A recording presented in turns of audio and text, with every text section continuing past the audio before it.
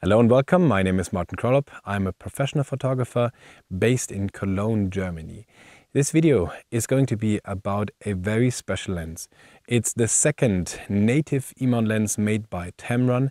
It's an ultra wide angle lens. It's the 17 to 28 millimeter lens. In this video we have to talk about three main thoughts which are right now in my mind. First of all, it's the compactness. We're all using mirrorless cameras. We are using compact cameras, but then our lenses are huge G-master lenses, and the weight of the body, for instance, is just like a small proportion of the whole package. Then there's another thought. What about the quality? Is this lens going to be as good, for instance, as the 28 to 75 millimeter lens Tamron brought out last year? Is this lens even as good as G-master lenses? And then there's a final thought. Is this a lens which is actually low priced and usable? Because I spend a lot of money on G-master lenses, and well, there are a lot of amazing lenses for Sony E-Mount, but I'd say most of them are either not good by their specs or like fairly high priced. And the Tamron could solve all those questions.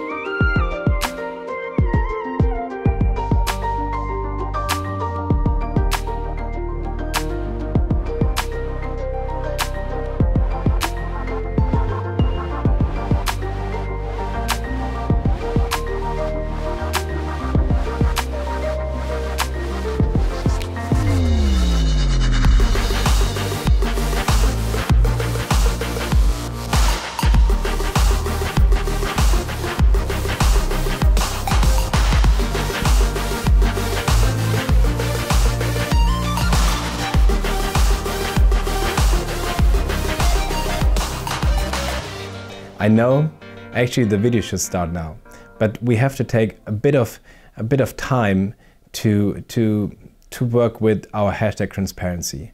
Hashtag transparency for us means something which is in Europe and in Germany, and for our blog really important. It's the reason behind a video we're doing on YouTube. It's a reason how we get a lens or a camera we're writing a blog about.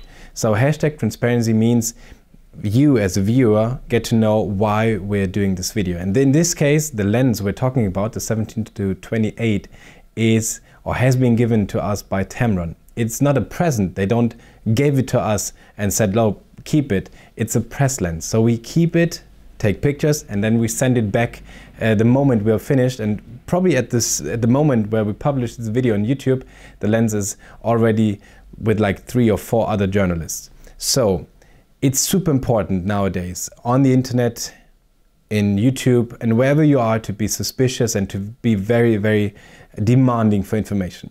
This is the reason why we're also having a blog post where we have all the pictures and a slider to compare the pictures, and everything should be like, yeah, you should demand for more information than just someone telling you this is better, this is better. And we try to do this by giving you examples and try to show you pictures and comparison shots. And we're not doing this only in the video, we're also doing it on our blog, and where you have time and the video is not running forward and you have to skip and whatever. Take your time, be suspicious, and then now enjoy the video.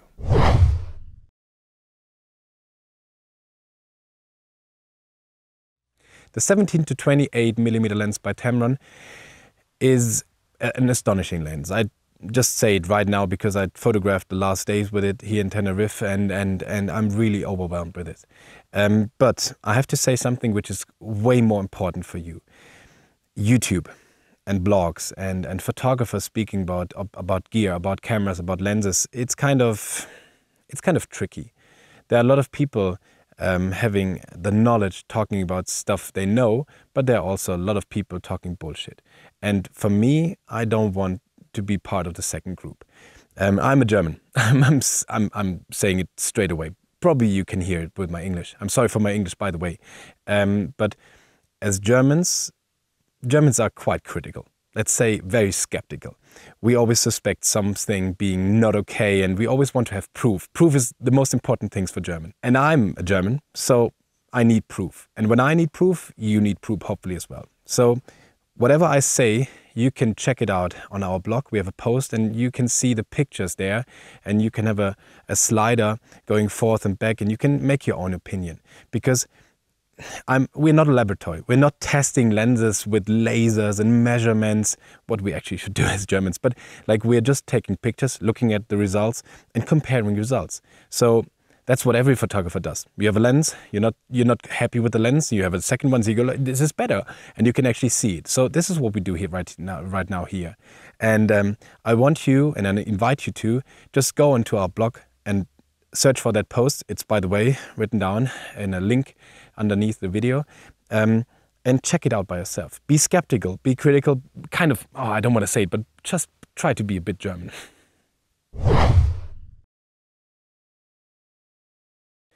The 17 to 28 millimeter lens is a astonishing lens.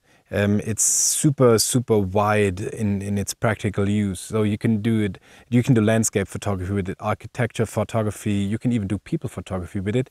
And please keep that in mind, I think it's one of the most amazing lenses for APS-C cameras. Sony has a enormous potential and power in APS-C cameras. The whole 64, 65 and 6300 series, even the 60 series, like not 63, 60 series is quite astonishing. And there are not really amazing lenses for APS-C. So you either have the chance to buy the G-Master lenses and bring them down to APS-C camera. But this lens is quite interesting because of the price and because of the functionality. So you have 17 to 28, and when you put it onto an APS-C camera, you have a normal wide angle lens with f2.8 as an aperture, and this makes it really useful for the 6000er series. When looking at the lens, we can see a very compressed and condensed and compact lens, ultra wide angle, which optically fits the 28 to 75. I'd say the big brother, 28 to 75, is kind of an optical brother as well, but more of a practical brother, because it makes a lot of sense. But that doesn't belong in that video here. I like the finish and I like the touch, but small and light-weighted lenses always have, as cameras as well, the problem that they have the kind of impression that they're not high-quality built.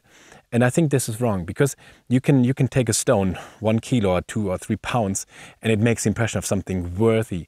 And having a feather in your hand, it's like kind of, oh, what is this? So please keep in mind, low-weighted objects, kind of cameras and lenses, never have the same quality feeling, no matter how they are built inside, as heavy materials or heavy lenses. We've brought that lens into very, I'd say, interesting situations. Here in Tenerife, we have a lot of moisture, a lot of sea water in the air, dust and fog, and actually the humidity here is astonishing. You can actually feel the salt and you can feel the water on your skin. So we photographed quite a few days here in Tenerife, and the lens itself, it has a small ring at the bayonet of the lens, sealing it from moisture or water. It's not waterproof, so you can't dive into a pool with it. Although we would love to do it with our pool, but you can't. But rain, I'd say, is not a problem, although we didn't have rain, but we had a lot of moisture. Before we get into the pixel comparison of the results and have a look at how good the quality really is, I want to talk about the way and the style Tamron is producing its lenses. I personally are totally in love with the thinking Tamron has, because I'm a practical photographer. I don't care about specs, I don't care about numbers, I just care about the field. And for instance, what divides Tamron from Sigma, and I'd say from also the main camera manufacturers, is that Tamron always had like a very practical and very useful approach to designing lenses.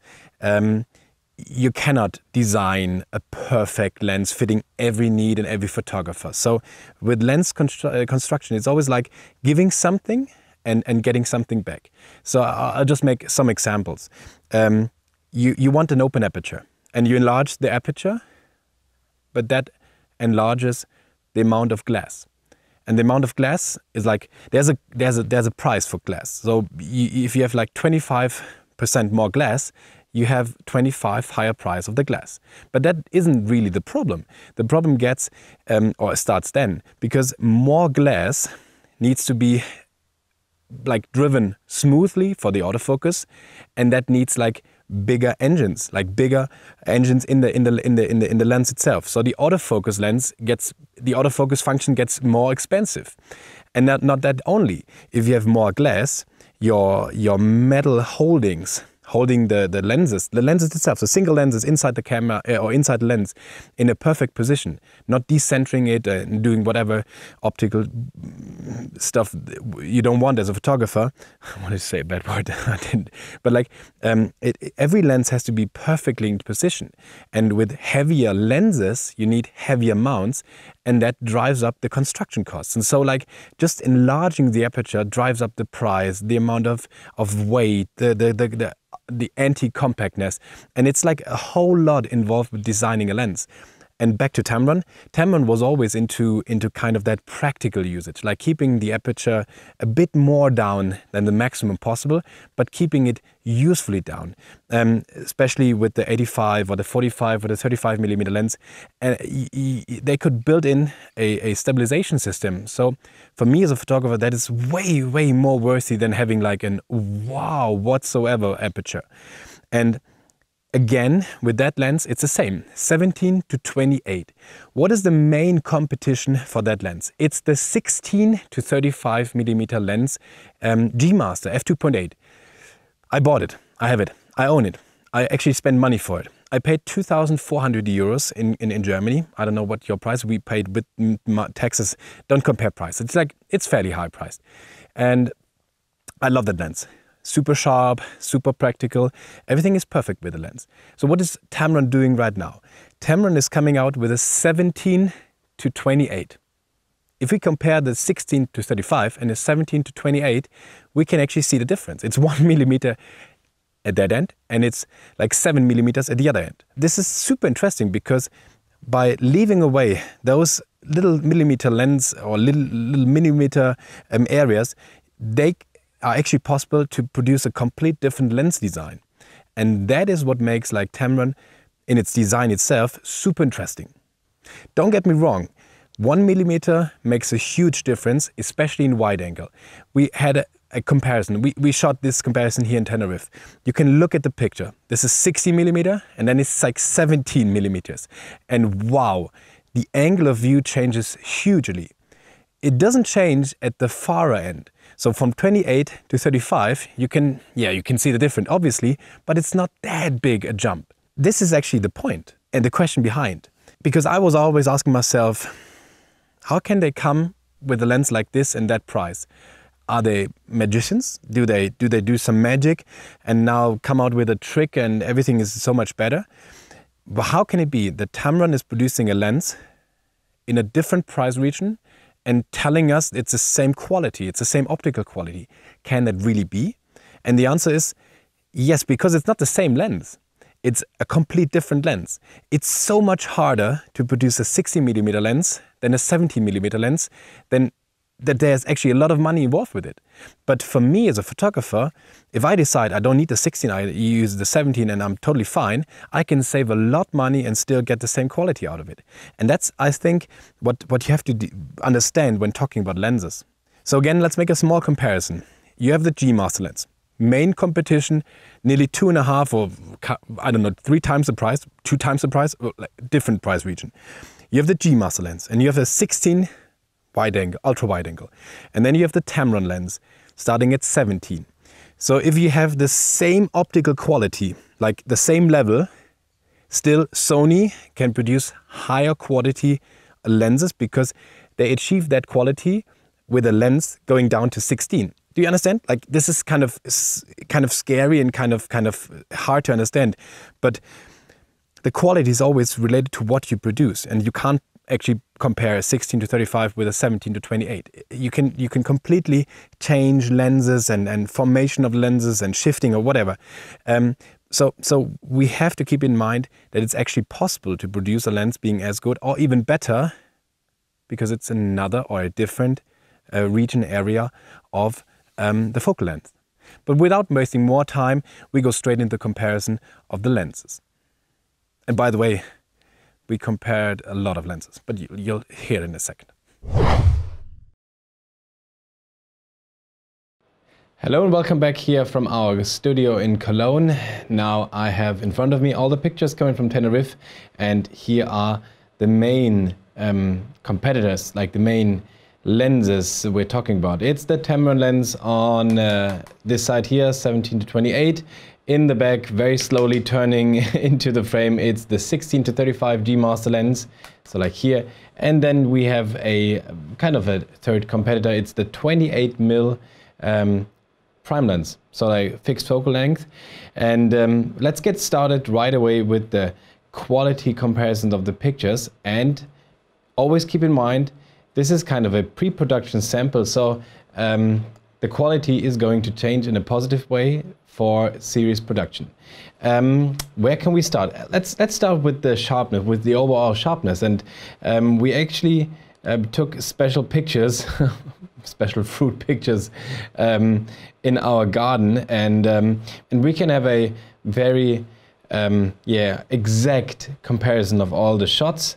So I'm selecting two. I'm selecting the main competitors, the G Master, and as you can read up on the top, the Tamron lens. So we focused on the middle, on this orange, and let's have a closer look. So what we can actually see is that, I'll just bring it into focus. I would say the picture on the right, which is actually the G Master lens, has a bit more micro contrast. But the longer I look at the pictures, and this is kind of the scary thing, the longer I look at the pictures, the more I like the left. By the way, there's a slight change in color. So we have a more yellowish on the right side and a more orange reddish one picture on the left side. Also a bit more exposure on the right side, but they're completely exposed the same.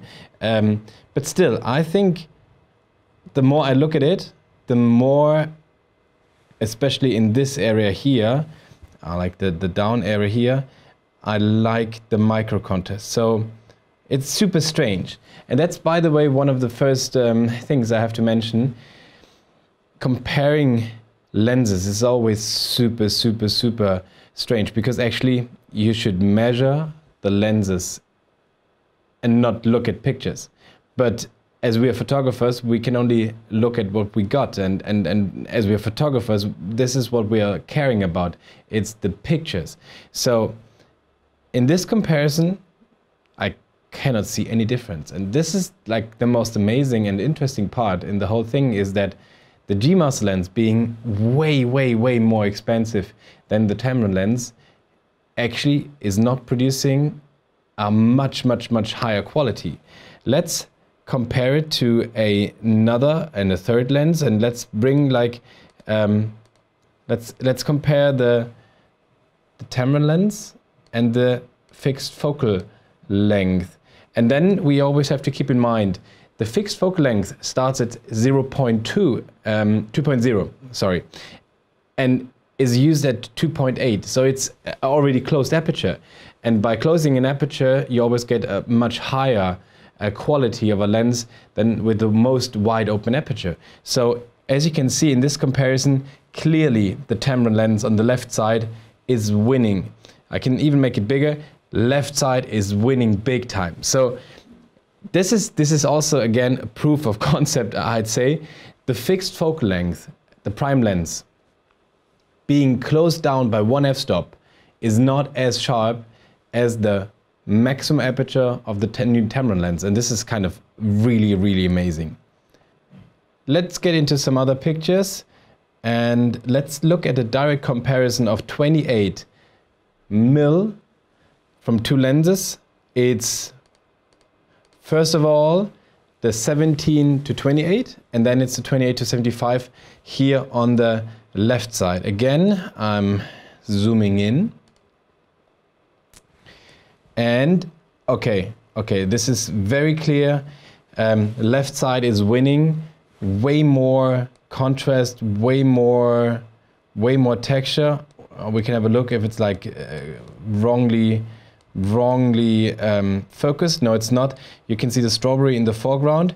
It's like completely the same depth of field. So the Tamron, the 28 to 75 is even better than the 70 to 28, but again, it's super close. It's super close, amazing quality. So, edge comparison.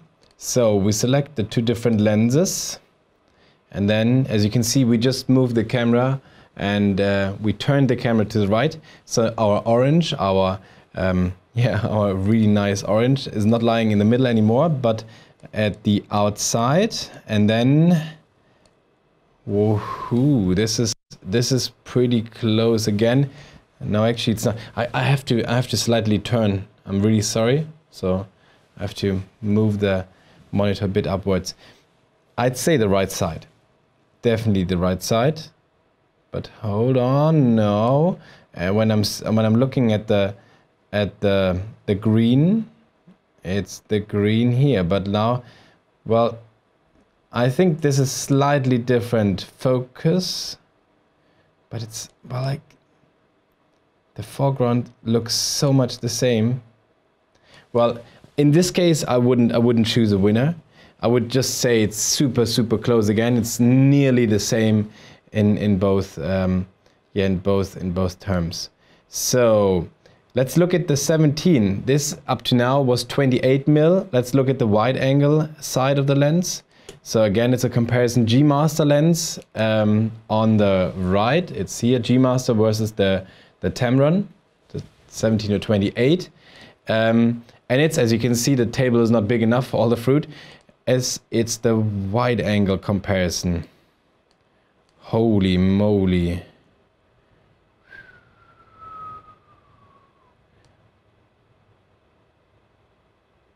Actually, the left side and like the upper part, look at this part here and this part here, and also look at this and this there.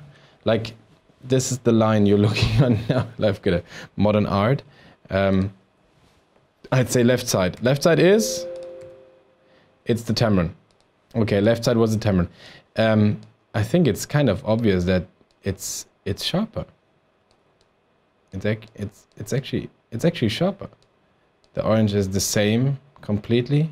We can look at the marks on the orange skin, but hey, there's a clear difference in that fruit inside. So the wide angle lens, the Tamron is winning. So what did we find out already? First of all, on the 28mm side, I'd say the G Master is kind of better, which makes actually sense, as I told already, because it's in the middle of the lens. It's not the maximum. The Tamron is kind of not 100% as good as the Sony G Master lens, but it's super close. On the other hand, on the wide angle side, the 17, and keep in mind that's like 17 is like 1mm, not the ultra wide angle on the G Master lens. The Tamron is better. So probably they optimized the lens more to the wide angle side than to the tele. You can't call it telephoto, yeah, but like on the far side. What I always, I'm super interested in looking at bokeh, because bokeh can tell you so much about a lens. Bokeh can tell you much about a lens because bokeh is always a kind of mirroring, or let's say the opposite of the actual sharpness. So if there's a lens being super sharp, then most of the time the bokeh is not really super soft, smooth, but it's really punchy. I say that the word punchy is quite the best word to describe it. And as we can look at the picture, just look here, look at these dots here. They have really punchy edges. You see this? It's kind of a, it's like a mirror telephoto lens with the donut bokeh, and it's because the lens is so punchy in its sharpness. I think that the Tamron lens, as you can see here, is a beautiful lens because it has a kind of retro style. By the way, this is not chromatic aberrations within the bokeh. It's kind of a super interesting light, sundown, red sky. So that was like reflecting the sky. You can see here, that's what I'm calling like retro effect. You probably have to look at this area here, where you have those really clear and distinguished circles in the back. So this is kind of a really cool lens on the 28mm because it's at 2.8 on a full frame camera, already giving you a enormous depth of field to play around with. And the bokeh is kind of super interesting. I took the same shot, as you can see here, like with all 4 lenses. This is like G Master, it's the Tamron normal 28 to 75 on 28, and it's again the 28 prime lens. So those 4 shots, you can look at it and you can actually don't see a lot of difference.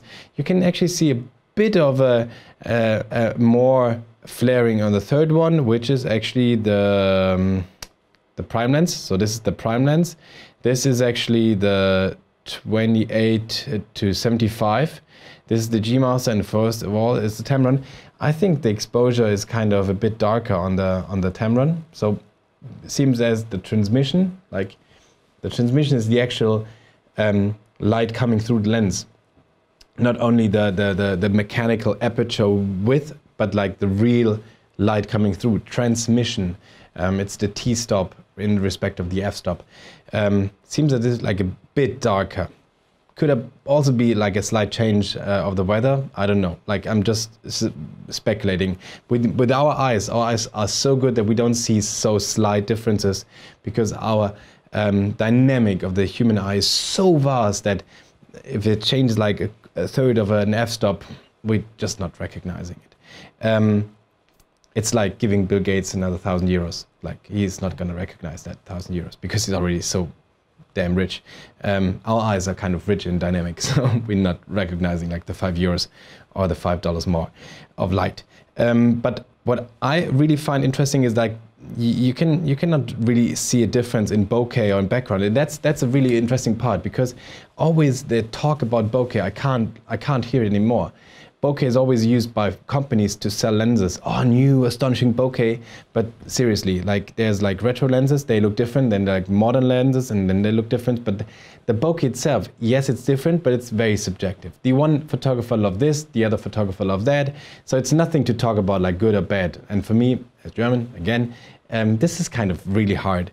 But we can have a closer look at the background, and we can just get in comparison mode. Look at the punchiness. And again, the punchiness is always kind of a real cool cool demonstration of how the lens really is. Hold on, now bring it together. So on the right side you see the G Master lens, and on the left side you can see the 17 to 28, the Tamron lens, and you can see the borders of the bokeh bubbles. They are way more kind of distinguished. They're clearer to see in the background, and this is actually related to the overall sharpness of the lens. So it's always a good sign to have this effect. Whereas, by the way, we have really strong bubbles on the right side with the G Master lens in this picture. Yeah. Well, I hate bokeh. Okay, here you can see it really clear on this. Yeah, like just compare those, or even those.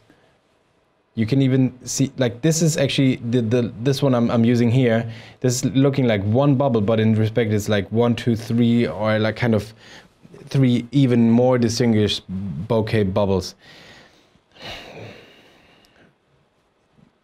if you have a super smooth bokeh, it's never a good aspect for the overall sharpness. If you have a kind of fancy bokeh with like when you have color in the, well, I can just paint it.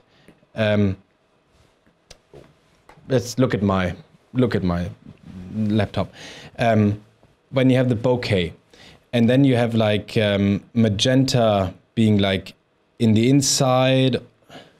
Sometimes you have like green on the outside. This is kind of a effect which is occurring on the whole lens. But most of the time, because it's like when the depth of field is getting stronger and the blurriness is getting stronger, the errors and the mistakes of the optical mistakes of the lens is like more visible. So a lot of times when you look at bokeh, you can see the overall quality of the lens really good, way better than in the area where everything is in focus. Because if you have kind of, how can I compare it? Let's take golf. If you hit a golf ball and you hit it like only at 1 meter and you have like 1 degree being off, that 1 degree makes like a centimeter. But if you're 1 degree off and you're hitting like down a fairway and you're hitting 500 yards or whatever, that 1 degree makes like yard.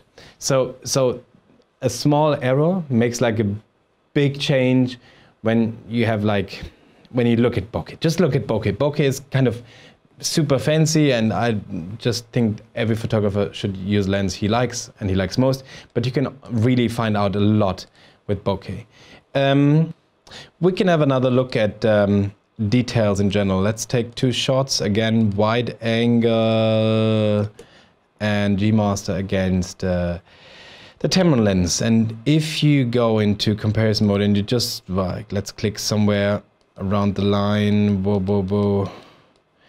and you just go for some, well, have to move this a bit. This is it. Just have a look at those shots and those comparison shots. Without having the information which lens is which, you can actually not see a whole lot of difference. Okay, there is a bit more there and a bit more there. It looks like a bit oversharped here and a bit more reducing of noise there. We don't even know what's happening within the camera. Like, is the G master lens internally even more optimized than the Tamron lens, because Sony is prioritizing its own lenses. So we don't know a lot, but like we know that there's a lot of dollars in between those lenses. I'd say Tamron did again a enormous and great job. We shot Milky Way with the lens. We did a lot of cool shots. Amazing lens, really amazing lens, and I was so happy to shoot with it. So let's sum this part up with a few words. I think one thing which was clearly and with no hustle visible to all the viewers is that those 2 lenses, they are so close together, they're so enormously good that there is not a lot of difference. The longer you look at the pictures, the longer I look at the pictures, the more distracted I get. And sometimes I see really, really visible differences, but sometimes you start with one picture and the longer you scroll, you find other aspects we like they are more and better. It's super hard. So it's one thing to test and walk around looking at pictures, but it's another thing to take pictures and to really photograph. So that's the important part, using that lens and using that gear to take beautiful pictures. Keep in mind, I'll just take this away and then we look at the 2 lenses. This lens here, the 70-28, and this is the G master lens. There's a huge difference in money. So like money, size, weight, and if like the quality is that close, pui. Interesting. Back here in Tenerife, I have a very interesting thing to say to you, because have you ever thought about signal processing inside a camera? Because A lot of photographers believe that a RAW file is kind of a RAW file, a pure and untouched sensor information saved into a file directly from the sensor with nothing being done to that information. And that is wrong, because a sensor is kind of a electronic, let's call it an analog signal. And we need to save a digital signal. And together with that process of converting analog into digital goes a lot of signal processing.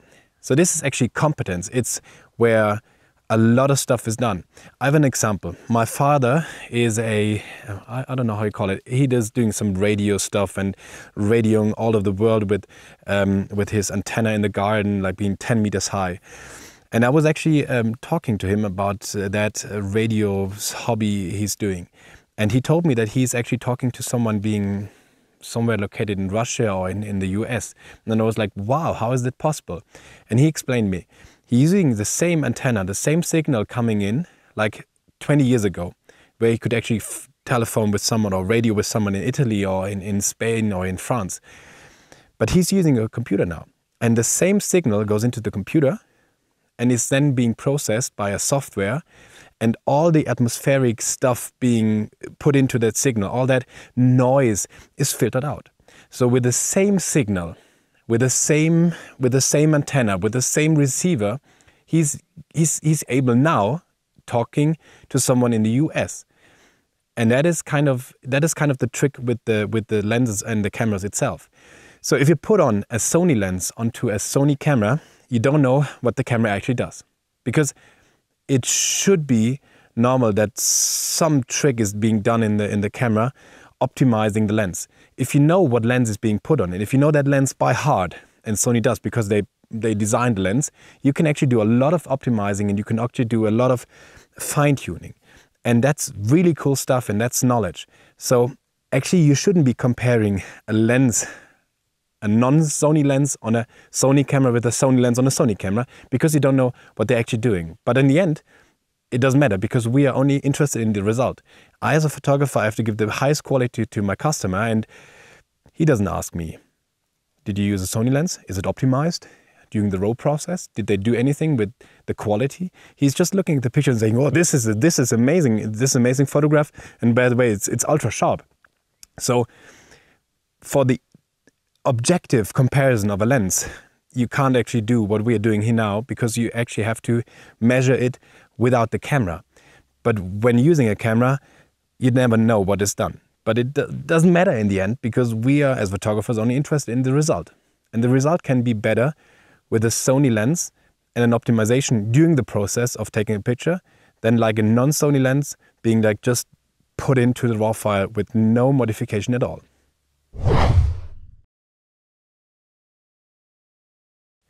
I know from a lot of videos on YouTube that when testing lenses, the optical quality is not the only thing photographers are interested in. Autofocus is very, very important as well. And yes, I do use a lot of autofocus lenses, and autofocus is very important for me as well. So let's speak about autofocus of the new 17 to 28mm lens.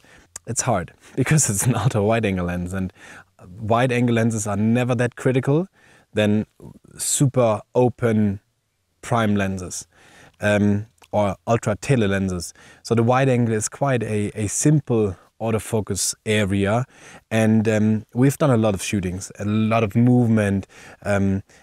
With Aneta, we did portraits, and we did IRF, and we even tried like close-up portraits with an ultra wide angle lens, and we didn't have any problems at all. I think the lens is super fast, super stressless, and super amazing in autofocus. Even when filming, you have a quite impressive capability of the lens.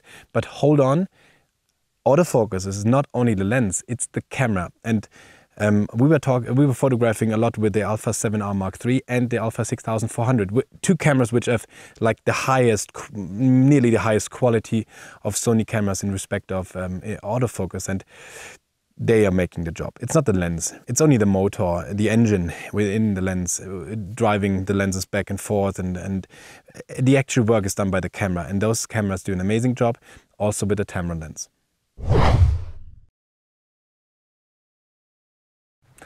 Let's talk one more time about the thing with the APS-C camera, because I think seriously it's super important.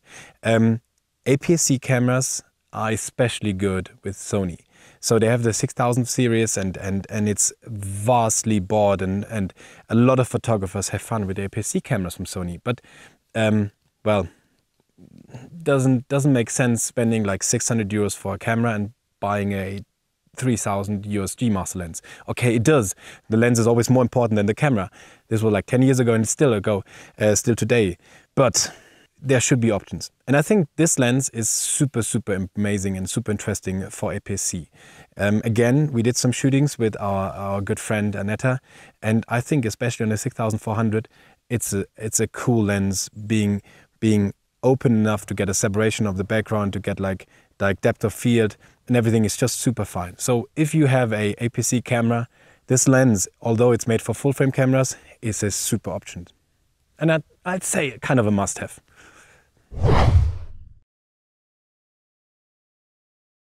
So here we are at the end of this video. I know it has been a very long video. I hope the scenes here from Tenerife made it a bit more comfortable, I'd say. Again, I'm sorry, I really struggle with the English language, and it's really hard for me to talk about such a technical thing in English. What can we summarize with the lens?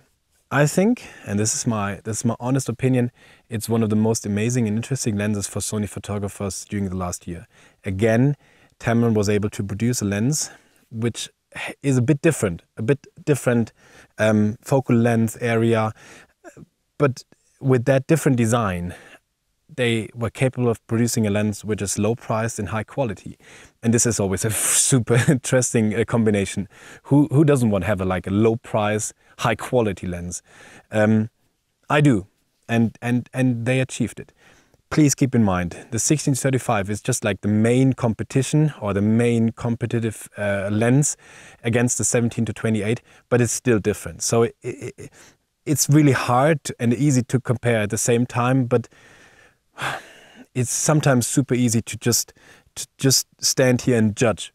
So please, colleagues, photographers and any other subject on this planet taking picture with the camera, be skeptical. Look at our blog post, go there, compare the JPEGs, compare the RAWs, compare everything you find there and make your own opinion. This is super important.